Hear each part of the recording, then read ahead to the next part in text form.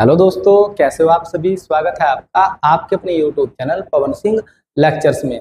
और इस वीडियो में आज का हमारा जो टॉपिक है वह है जो उत्तराखंड डिस्ट्रिक्ट सीरीज हमने पढ़ी है। इसमें हमने पहला जो जिला है देहरादून वो कवर किया है और उस जिले से रिलेटेड सभी मोस्ट इंपोर्टेंट एमसीक्यू हमने इस वीडियो में डाले हैं। जितने भी एमसीक्यू हो वो आप लोगों को डिटेल से देखने हैं। और जो आपकी आगामी परीक्षा है जैसे पुलिस की वैकेंसी आप लोगों की जुलाई में उसके एग्जाम्स होंगे या पीसीएस लोअर पीसीएस के एग्जाम्स जो होंगे उनमें आप लोगों को यहाँ से क्वेश्चन जरूर देखने को मिलेंगे। तो आइए शुरू करते हैं। मोस्ट इंपोर्टेंट ऑब्जेक्टिव क्वेश्चन आगामी परीक्षाओं के लिए। तो देखते हैं आप लोगों ने उत्तराखंड सीरीज में कितना आप लोगों ने सीखा, आपकी कितना याद है। तो पहला क्वेश्चन बनता है यहाँ से, निम्नलिखित में सबसे कम लिंग अनुपात वाला जिला। यदि हम सबसे कम लिंग अनुपात वाले जिले की बात करते हैं तो निम्नलिखित में से बताना आप लोग। तो देहरादून, अल्मोड़ा, उधम सिंह नगर है। ये थोड़ी सी टाइप की मिस्टेक है, उसके लिए खेद है। उधम सिंह नगर क्या है ये? उधम सिंह नगर। और चमोली आपको दिया गया है चमोली। तो सभी को पता है सबसे जो लिंग अनुपात है सबसे कम किसका? हरिद्वार का। कितना है हरिद्वार का? 8:7:9। कितना है? 8:7:9। तो ये लिंग अनुपात है सबसे कम हरिद्वार का। हरिद्वार के बाद किसका है? देहरादून का। यदि हरिद्वार ऑप्शन बना हो तो हमारा जो राइट आंसर होगा वो क्या होगा? देहरादून। तो इसका आंसर हो जाएगा ऑप्शन के according Dehradun is the right answer. लिंग अनुपात में दूसरे नंबर पर आता है देहरादून।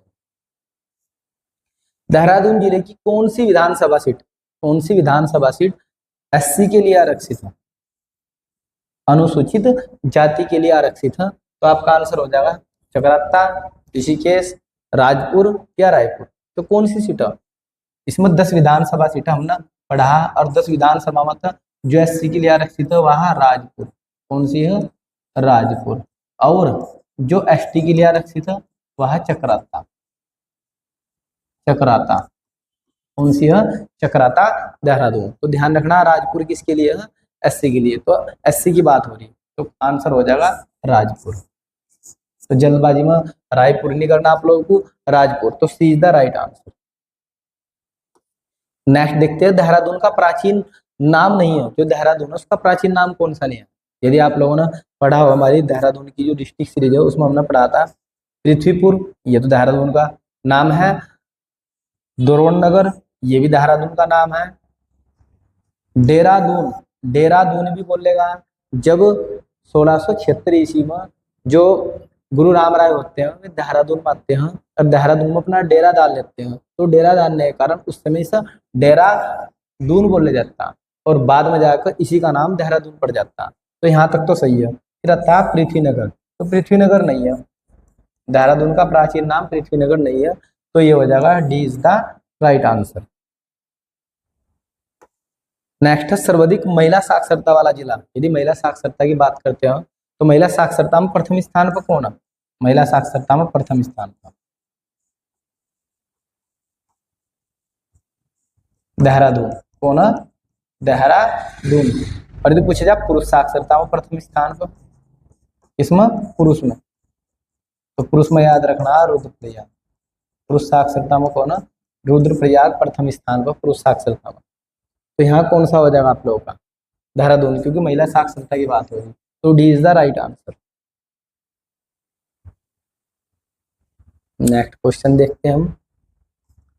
मसूरी में पुस्तकालय समिति का गठन कब किया जाता है? मसूरी में पुस्तकालय समिति का गठन कब किया जाता है? तो मसूरी में पुस्तकालय समिति का जो गठन होता है कब किया जाता है? 1843। हमारी डिस्ट्रिक्ट सीरीज जरूर देखना जो आप लोगों को अच्छी तरीके से आप आंसर दे पाओगे। 1843। नेक्स्ट है लाखा मंडल। लाखा मंडल किन दो नदियों के संगम पर स्थित है? ये पूछा जा रहा है। लाखा मंडल देहरादून में स्थित है जहाँ से लाखों मूर्तियां मिलती है प्राचीन समय की और शिलालेख भी मिलते हैं। तो ये पूछा जा रहा है कि कौन सी नदी पर स्थित है? टोंस नदी, यमुना नदी दोनों के संगम पर स्थित है। टोंस नदी व गंगा नदी के संगम पर स्थित है या यमुना नदी व गंगा नदी के संगम पर स्थित है? यह आप लोगों का लास्ट है यमुना व रिखनाड़ नदी के। तो क्या हो जाएगा इसका आंसर यदि आप न पढ़ाओ? तो इसका आंसर हो जाएगा यमुना व रिखनाड़ नदी के संगम पर क्या है? स्थित है। तो D is the right answer. Dehradun जिले की दशकीय वृद्धि दर कितनी है? देहरादून जिले की यानी कि 10 साल में कितनी वृद्धि हुई है? तो 31.33%, 32.33%, 33.32% और दोनों 3-3%। तो देहरादून में कितनी दशक की वृद्धि हुई है? तो इसका आंसर हो जाएगा B is the right answer, ये हो जाएगा 32.33%। नेक्स्ट आता है देहरादून जनपद को गढ़वाल मंडल में कब शामिल किया गया? तो आप लोगों से पूछा जा रहा है, देहरादून की बात हो रही है। देहरादून की जो स्थापना होती है जिले के रूप में कब होती है? 1817 में। 1825 में इस जिला बनाकर सहारनपुर मंडल में शामिल किया जाता है।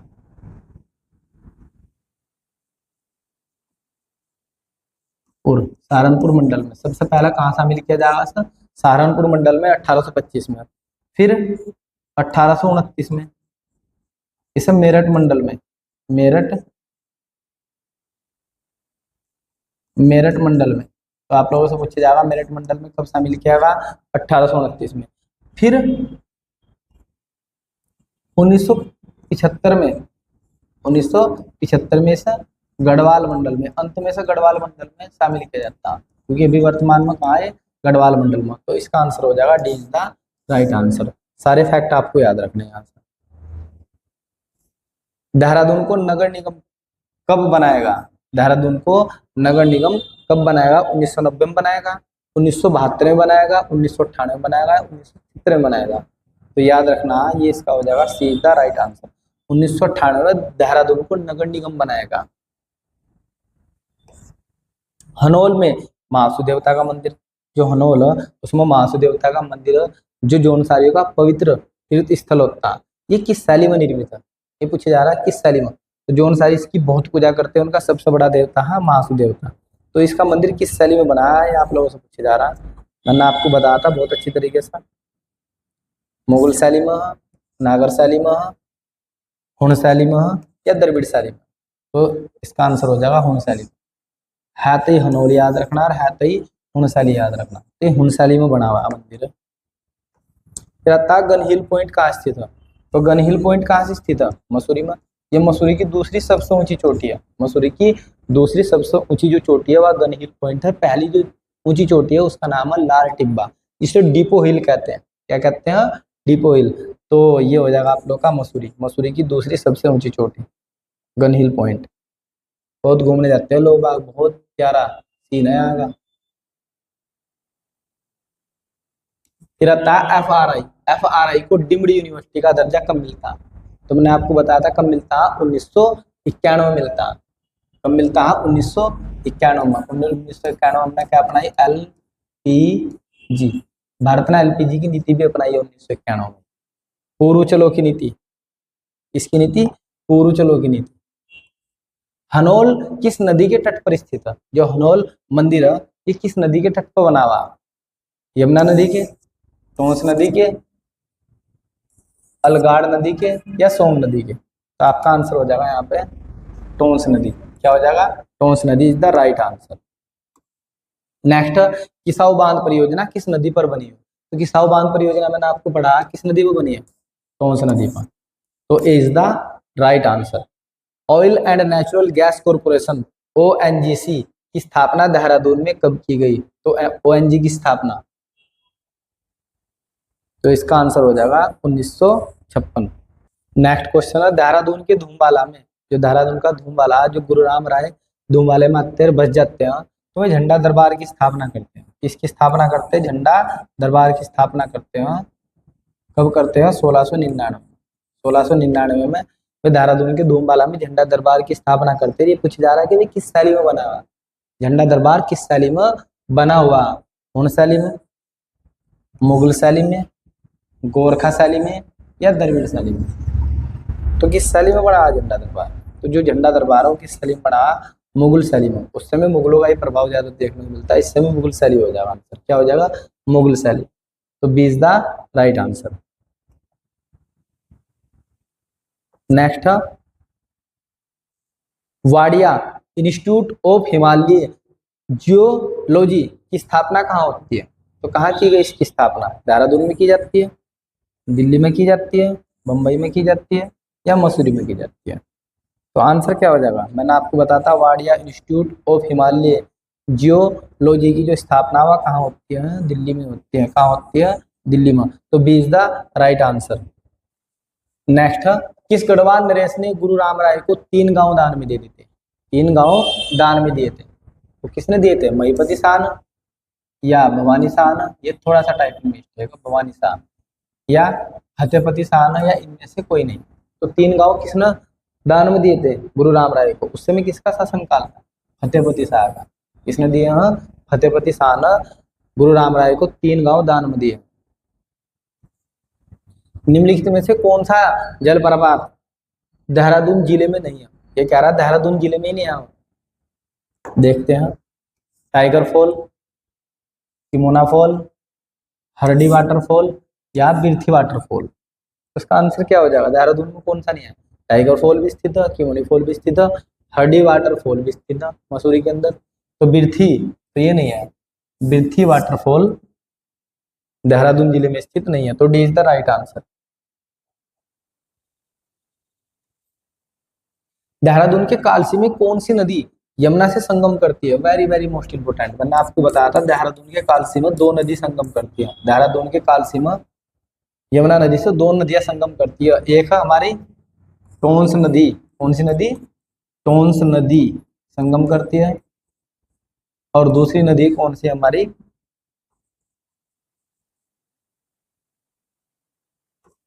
अमलावा नदी। कौन सी नदी? अमलावा नदी। तो ध्यान से देखना, तो यहाँ पे दे रखा बिंद नदी, ये नहीं हो सकती। सोंग नदी, ये भी नहीं हो सकती। अमलावा नदी और बाल्दी नदी। तो आपका आंसर हो जाएगा इसमें, इसके अकॉर्डिंग अमलावा नदी ये क्या करती है? यमुना नदी से संगम करती है देहरादून के कालसी के आसपास। ये क्वेश्चन बहुत इंपॉर्टेंट है, याद कर लेना अच्छी तरीके से आप लोग को। नेक्स्ट देखते हैं, निम्नलिखित में से कौन सी परियोजना यमुना नदी पर नहीं है? ये कह रहा है कि कौन सी परियोजना यमुना नदी पर नहीं है। तो देखते हैं भाई, खोदारी परियोजना, ढालीपुर बांध परियोजना, आसन बैराज परियोजना या इचारी बांध परियोजना।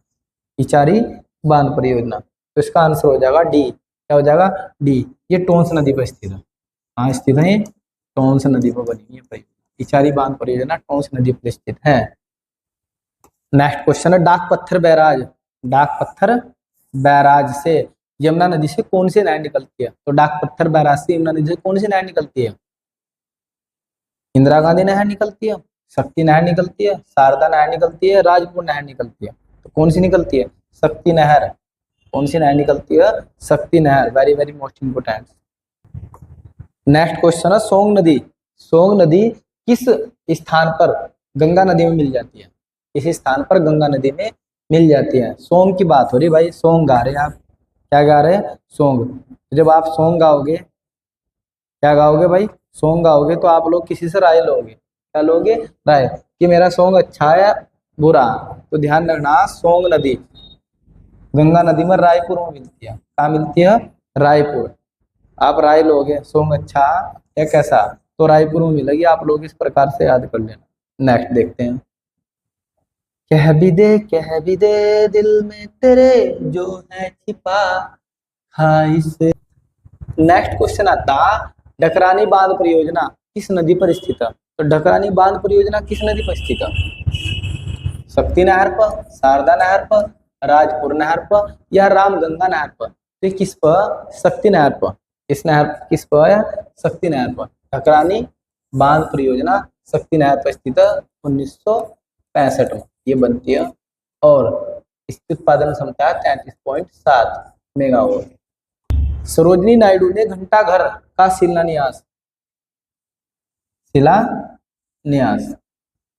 कब किया गया? तो 1948 में किया, 1953 में किया, 1945 में या 1954? तो इसका आंसर हो जाएगा घंटा घर का जो शिलान्यास वो किया 1948 में। कब किया? 1948 में किया। जौनसार बाबर क्षेत्र का सबसे बड़ा तीर्थ स्थल, very very most important, Jaunsar Bawar का सबसे बड़ा तीर्थ स्थल कौन सा? बुद्धा टेम्पल, हनोल, चंद्रबानी मंदिर या इनमें से कोई नहीं? तो किसकी पूजा करते हैं? मासु देवता की। मासु देवता का मंदिर कहाँ से है? हनोल। तो सबसे बड़ा तीर्थ स्थल क्या हो जाएगा, हनोल हो जाएगा। निम्नलिखित में से देहरादून के 4 सिद्धों में, मैंने आप लोगों को देहरादून के 4 सिद्ध पढ़ाए थे, ये कह रहा है कि 4 सिद्धों में शामिल नहीं है, शामिल नहीं है। तो कौन सा सिद्ध शामिल नहीं है? लक्ष्मण सिद्ध नहीं है, भूरा सिद्ध नहीं है, या काड़ू सिद्ध नहीं है, या माणक सिद्ध नहीं है। तो आप लोगों को मैंने 4 सिद्ध पढ़ाए थे, जिनमें लक्ष्मण सिद्धा, काड़ू सिद्धा, माणक सिद्धा और मांडू सिद्धा। क्या था? मांडू सिद्ध। तो भूरे की तो बात ही नहीं करेगी कहीं भी, तो इसका आंसर हो जाएगा भूरा सिद्ध। क्या हो जाएगा आंसर? भूरा सिद्ध। ये शामिल नहीं है। नेक्स्ट क्वेश्चन है, सिखों के गुरु राम राय गुरु राम राय देहरादून में कब आते हैं? ये पंजाब से देहरादून में कब आते हैं? ये बहुत इजी क्वेश्चन है। 1676 में आते हैं। कब आते हैं? 1676 में आते हैं। नेक्स्ट देखते हैं,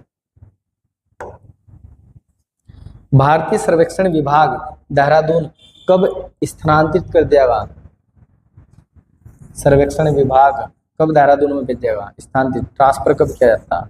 1767 में, 1945 में, 1948 में, या 1942 में? तो इसका आंसर हो जाएगा D is the right answer. कब ट्रांसफर किया जाता? 1942 में देहरादून ट्रांसफर कर दिया जाता। भारतीय सर्वेक्षण विभाग, सर्वे ऑफ इंडिया, 1942 में देहरादून ट्रांसफर कर दिया जाता है। नेक्स्ट क्वेश्चन आता है हमारा, निम्नलिखित में से कौन सा जलप्रपात मसूरी में स्थित है? ये पूछा जा रहा है कि मसूरी में स्थित कौन सा? तो किमोना फॉल, टाइगर फॉल, या पटना जलप्रपात, या भट्टा जलप्रपात? तो इसका आंसर हो जाएगा D is the right answer. तो भट्टा जलप्रपात और हरडी जलप्रपात, ये दोनों ही वाटरफॉल मसूरी में स्थित है। कहाँ से स्थित है? मसूरी में स्थित है। एक मासी जलप्रपात है यहाँ पे। FRI फ्राई डे, पहला फ्राई है। FRI फॉरेस्ट रिसर्च इंस्टीट्यूट, स्थापना 1906। नाम कब बदलेगा? टिम्पटी यूनिवर्सिटी कब रखेगा? 1991 में। इसके मुख्य गेट का नाम क्या है? Brandis gate. क्या इसके मुख्य गेट का नाम? Brandeis gate. नेक्स्ट, वैनसांग ने कालसी को क्या कहकर संबोधित किया? क्या नाम दिया उसने? कालकूट, सुधनगर, युगसेल, या इनमें से कोई नहीं? तो क्या कहा? ये हर्षवर्धन के शासन काल में आते हैं। उत्तराखंड के हर्षवर्धन के शासन काल में आते हैं। उन्होंने कालसी को क्या कहा? सुधनगर कहा।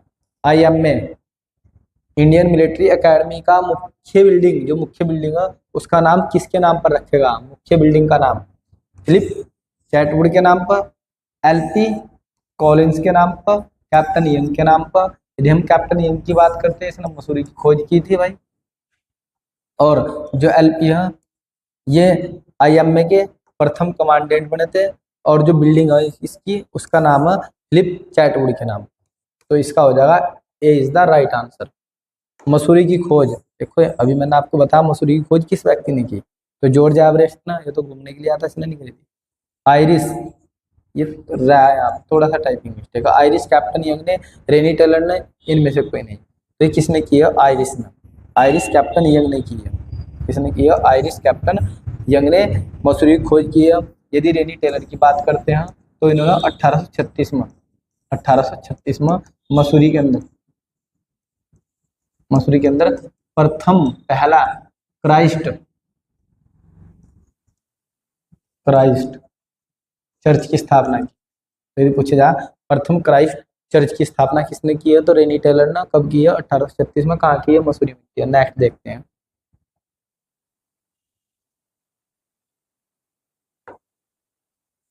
भारतीय सुदूर संवेदन संस्थान IIRS, भारतीय सुदूर संवेदन संस्थान कहाँ पर स्थित है?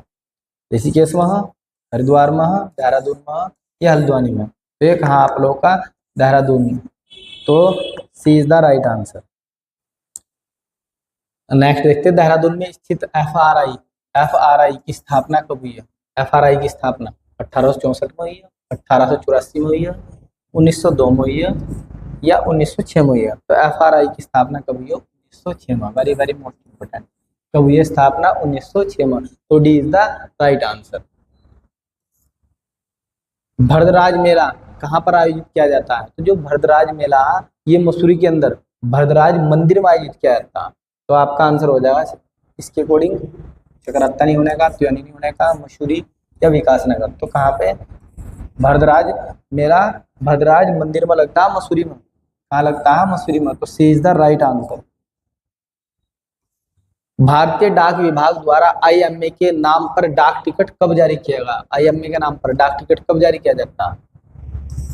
1980 में, 1982 में, 1984 में या 1986 में? तो जब इसके 50 वर्ष क्या हो जाते हैं? पूरे हो जाते हैं।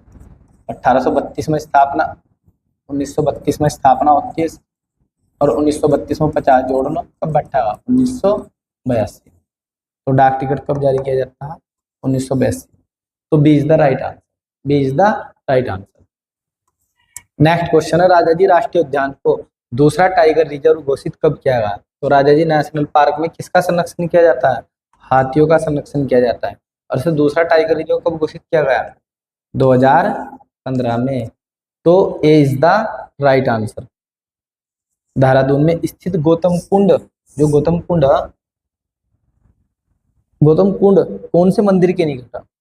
तो इसके पास कौन सा मंदिर है? टपकेश्वर मंदिर, चंद्रबानी मंदिर, संतोली देवी माता मंदिर, या इनमें से कोई नहीं? तो ये हो जाएगा चंद्रबानी मंदिर।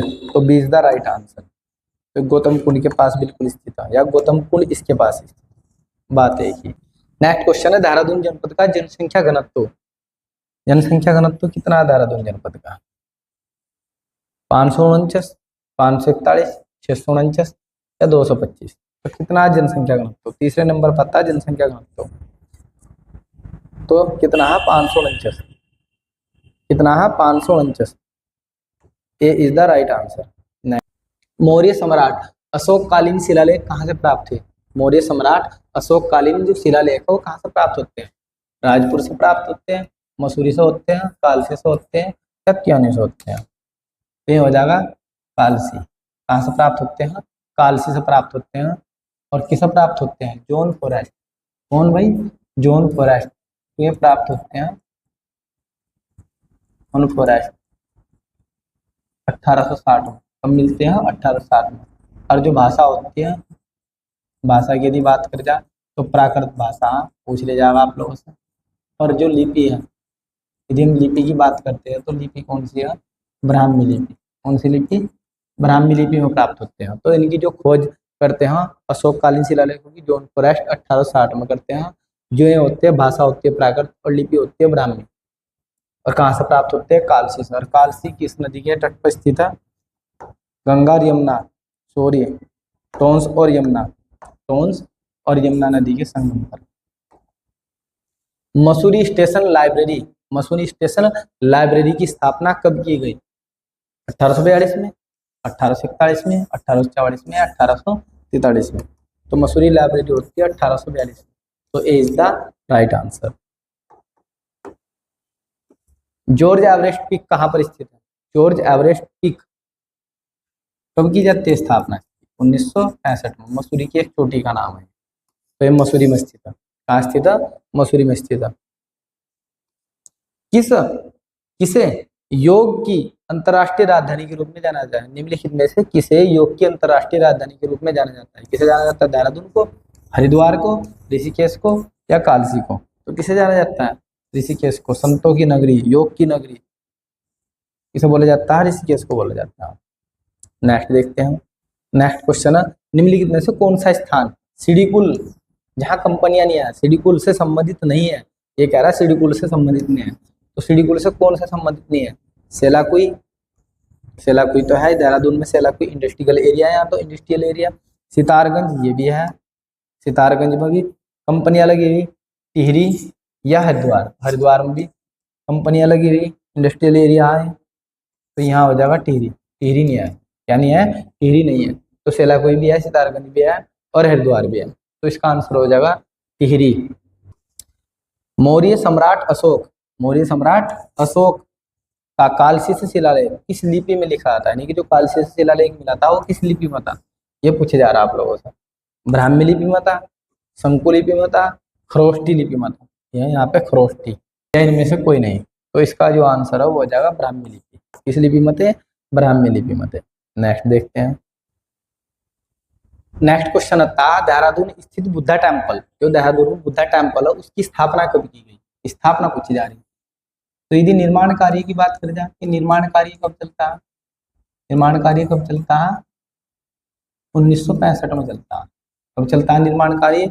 1965 में निर्माण कार्य इसका शुरू हो जाता है। यदि स्थापना की बात करें जाए तो 28 अक्टूबर 2002 तो स्थापना होती है इसकी 2002 में। तो इसका आंसर हो जाएगा सी इज द राइट आंसर। स्थापना की बात करें जाए 2002 में होती है और निर्माण कार्य की शुरुआत कब की गई? 1965 में।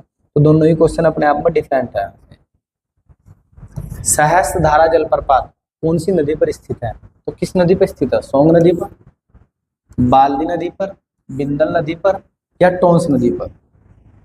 तो इसका जो आंसर है वो हो जाएगा बाल्दी नदी। क्या हो जाएगा? बाल्दी नदी। तो B is the right answer. Mussoorie की सबसे ऊंची चोटी, सबसे ऊंची चोटी का नाम क्या है? चिलमरी नेक, कन्हील। चिलमरी नेक किसका सबसे ऊंची चोटी है? चक्राता, पहाड़ों का जो राजा, उसकी सबसे ऊंची चोटी है। और ये दूसरी सबसे ऊंची चोटी है कन्हील। और लाल टिब्बा मसूरी की सबसे ऊंची चोटी है। तो C is the right answer. C is the right answer. इसे डीपो हिल भी बोलते हैं। क्या बोलते हैं? डीपो हिल भी कहते हैं। तो याद रखना। मसूरी में पहला क्राइस्ट चर्च की स्थापना 1836 में किसने की?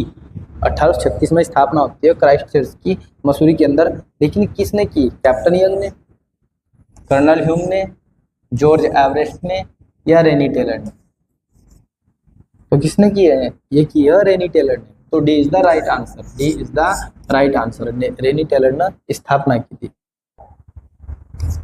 नेक्स्ट क्वेश्चन है, उत्तराखंड में टोंस नदी पर स्थित किसाऊ बांध परियोजना से किस राज्य को सिंचाई के लिए पानी नहीं मिलता? ये पूछा जा रहा है किसे नहीं मिलता? नहीं की बात हो रही है। किस राज्य को पानी नहीं मिलता? तो मैंने आप लोगों को बताया था इसमें 4 राज्य ऐसे थे जो किसाऊ बांध पर निर्भर थे। 4 राज्य। कितने राज्य? 4 राज्य। तो पहला था आप लोगों का यहाँ पे हरियाणा को पानी मिला हुआ इसका। हरियाणा के बाद राजस्थान को पानी दिया जाएगा सिंचाई के लिए। राजस्थान के बाद उत्तर प्रदेश को पानी मिला हुआ, उत्तर प्रदेश के बाद दिल्ली तक जाएगी बात भाई पानी की। कहाँ तक जाएगी? दिल्ली तक। तो ये 4 राज्य ऐसे थे जिन्हें सिंचाई के लिए पानी मिला हुआ किसाऊ बांध परियोजना से। हरियाणा, राजस्थान, उत्तर प्रदेश, दिल्ली। तो देखते हैं कौन सा नहीं है इनमें से। हरियाणा, इसे तो पानी मिला हुआ भाई। पंजाब की तो बात नहीं करेगा। राजस्थान, दिल्ली। तो इसका आंसर हो जाएगा Punjab is the right answer. Punjab को पानी नहीं मिलने का। नेक्स्ट है, मानसिक रोग संस्थान स्थित है। जो मानसिक रोग संस्थान है वो कहाँ से स्थित है? मसूरी में स्थित है, चक्राता में स्थित है, सेलाकुई में स्थित है या राजपुर में? तो कहाँ पे स्थित है? नेक्स्ट है, मानसिक रोग संस्थान कहाँ पे स्थित है? मसूरी में स्थित है, चक्राता में स्थित है, सेलाकुई में स्थित है या राजपुर में? तो इसका आंसर हो जाएगा सेलाकुई। देहरादून के सेलाकुई में स्थित है मानसिक रोग संस्थान। तो C is the right answer. भारतीय खान ब्यूरो कहाँ स्थित है? नई दिल्ली में, बेंगलोर में, देहरादून में या नागपुर में? तो आंसर हो जाएगा देहरादून। खान ब्यूरो कहाँ से स्थित है? देहरादून में स्थित है। सी इज द राइट आंसर। निम्नलिखित में से किसे पशुपालकों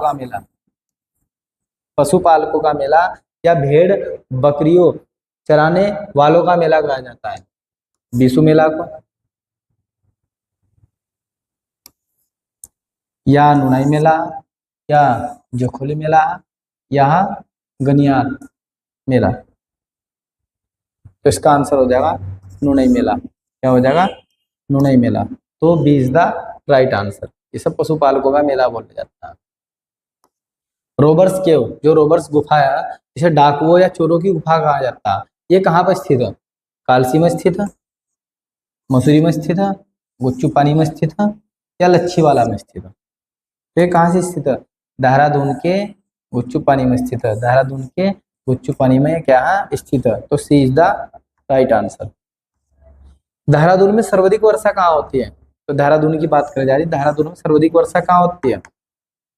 रायपुर में, मसूरी में, ऋषिकेश में या राजपुर में? तो ये हो जाएगा D is the right answer. तो 318 सेंटीमीटर वर्षा होती है यहाँ पे। और उत्तराखंड में सर्वाधिक वर्षा कहाँ होती है? नरेंद्र नगर। कहाँ होती है? नरेंद्र नगर। कितनी होती है यहाँ पे भी? 318 सेंटीमीटर। तो दोनों जगह वर्षा होती है 318। यदि पूछे जाए उत्तराखंड में सर्वाधिक वर्षा किस स्थान पर होती है तो नरेंद्र नगर में होगी 318 सेंटीमीटर। और यदि देहरादून में पूछ लिया तो देहरादून में सर्वाधिक वर्षा होगी 318 सेंटीमीटर राजपुर में। नेक्स्ट देखते हैं। नेक्स्ट है देहरादून को कुमाऊं कमिश्नरी से कब अलग कर दिया गया? कब अलग कर दिया गया ये पूछा जा रहा है। कब अलग कर दिया गया? Very very most important. Kumaon कमिश्नरी में कब रखा गया? ये नहीं पूछा जा रहा कब अलग किया गया, ये आप लोगों से पूछा जा रहा है। 1875 में, 1829 में, 1975 में या 1998 में? तो यदि बात करते हैं सबसे पहला 1825 में क्या होता है? 1825 में तो कुमाऊं कमिश्नरी में शामिल किया जाता है। कुमाऊं कमिश्नरी में क्या किया जाएगा? शामिल। तो ध्यान रखना कुमाऊं कमिश्नरी में शामिल किया जाता है। 1825 में रख दिया जाता है सहारनपुर मंडल में से रख दिया जाता है। फिर आता है 1829 में। 1829 में से क्या करते हैं? कुमाऊं कमिश्नरी से अलग करते हैं। कुमाऊं कमिश्नरी से क्या किया जाता है? अलग। तुम्हारे साथ अलग ही पूछा जा रहा है। तो कुमाऊं कमिश्नरी से यदि अलग की बात करें जाए 1829 में अलग होता है और इसे मेरठ मंडल में रख दिया जाता है। कहाँ से? मेरठ मंडल में शामिल कर दिया जाता है। तो दोनों ही क्वेश्चन यहाँ से यूनिक है। मेरठ मंडल में कब शामिल किया गया? 1829 में। कुमाऊं कमिश्नरी से अलग कब किया गया? 1829 में। दोनों का आंसर यही होगा। और 1975 में कब इसे क्या किया था? गढ़वाल मंडल में शामिल कर लिया था। और 1998 में नगर निगम बना दिया था। तो ध्यान रखना, तो इसका आंसर हो जाएगा इस प्रकार से, B is the right answer. निम्नलिखित में से कौन सी टोन्स वह यमुना नदी के संगम पर स्थित है? निम्नलिखित में से कौन सा है, थोड़ी टाइपिंग मिस्टेक है। निम्नलिखित में से कौन सा जो स्थान है वो टोंस व यमुना नदी के संगम पर स्थित है? टोंस और यमुना के। मसूरी है, चक्राता है, लाका मंडल है, वह कालसी है। तो इसका आंसर हो जाएगा टोंस व यमुना की बात होगी तो टोंस और यमुना के स्थित है कालसी। तो D is the right answer. Uttarakhand में जल विद्युत निगम की स्थापना कब की गई? तो उत्तराखंड में जल विद्युत निगम 2001 में, 2005 में, 2010 में या 2015? तो उत्तराखंड में जल विद्युत निगम की स्थापना की जाती है 2001। आज की वीडियो में इतना ही। यदि आपको हमारी यह वीडियो पसंद आई हो तो आप हमारे YouTube channel Pawan Singh lectures को जरूर सब्सक्राइब करें, लाइक करें, कमेंट करें और शेयर करें। Thanks for watching this video.